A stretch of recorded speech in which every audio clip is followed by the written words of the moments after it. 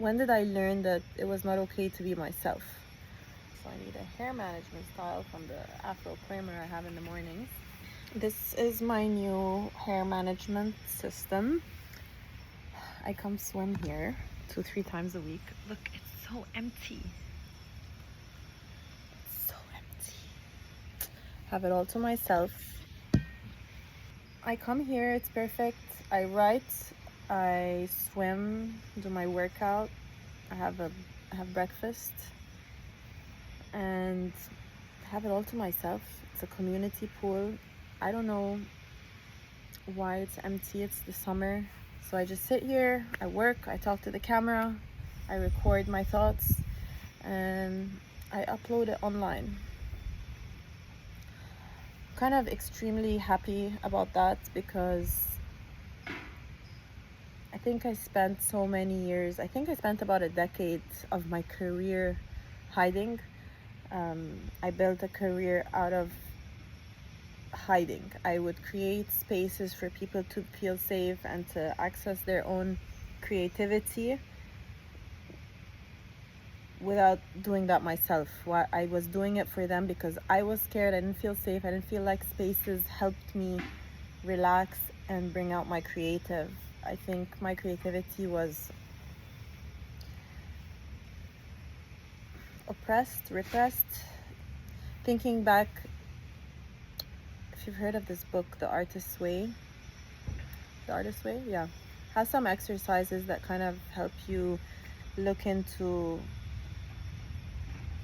your creativity and the fears you have with your creativity, and it asks you to remember a situation where someone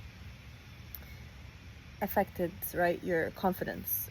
And it was so random. I was like, look, thinking back, I'm like, when did I learn that it was not okay to be myself? And I remembered it was a friend's mom. A friend who I don't see anymore, the mom I rarely see.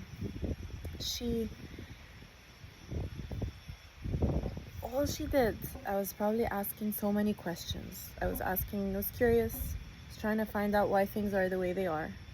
Things didn't make sense, so I would ask questions. And then all she said was, wow, you ask so many questions. Not in a friendly way, you're annoying. And that's all it took for me to be a lot more careful with the questions I ask. So from then on, I think that was one way I carved my creativity out. I think I was a truth teller when I was young, and adults didn't like that because I popped the bubble for so many younger kids, like that they shouldn't be thinking, they shouldn't know all this.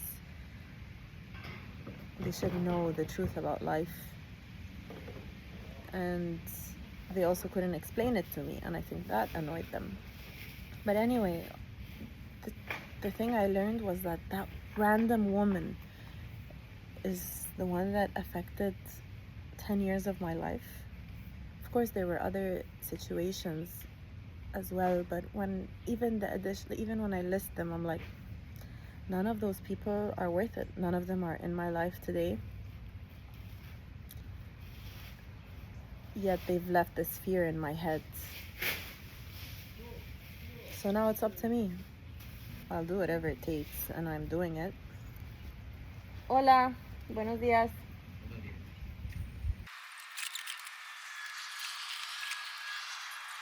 I don't understand how easy it is for someone to make us feel like we don't belong, like we have to hide a lot of things about ourselves, or that our existence should make people comfortable.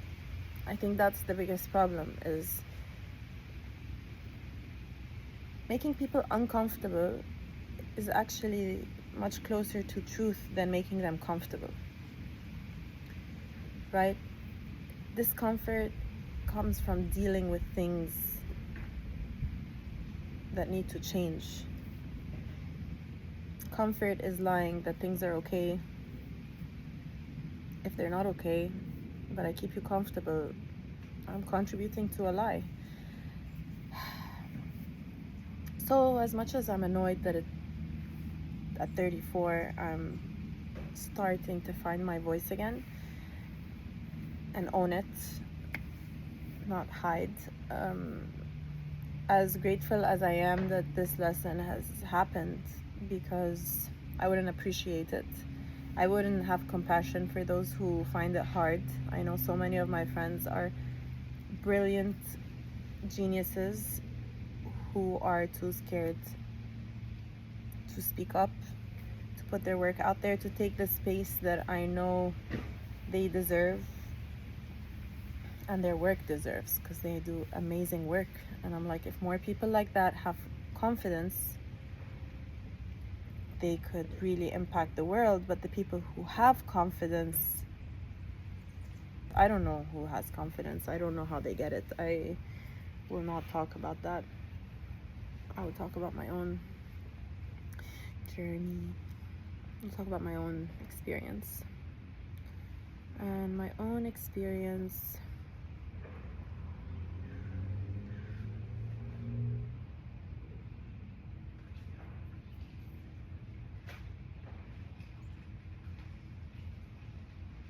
life is not worth living if you're not even trying to figure out who you are.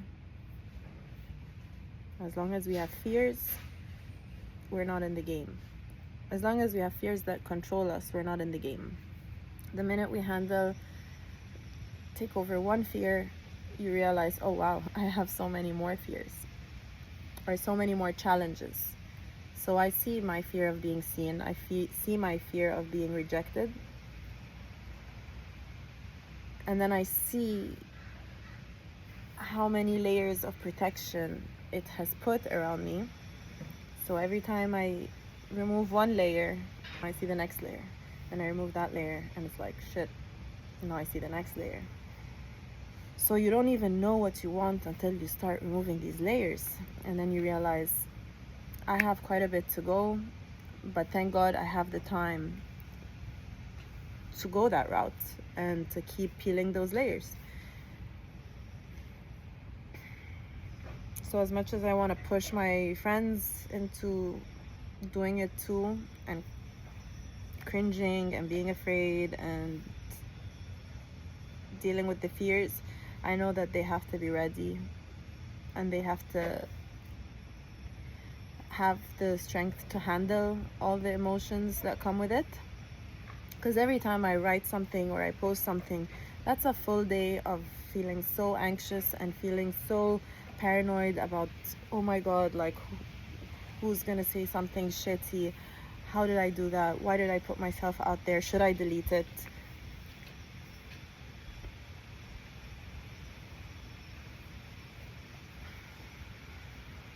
That requires like a full day of me like, it's okay, you're fine, go listen to it again, just because I always imagine it's much worse than it really is.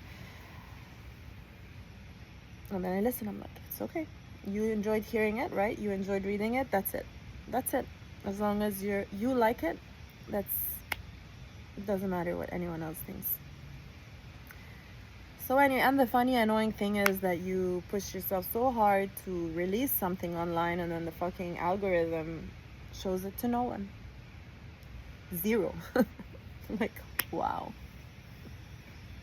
How underwhelming.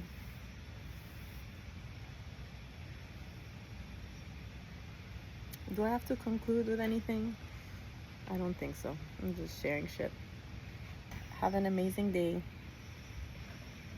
And be yourself. Or try to figure it out. Or figure out what it means to be yourself. That's probably the best thing. Be weird until you know which weird you are. Try different weirds until you know which weird you are. Okay.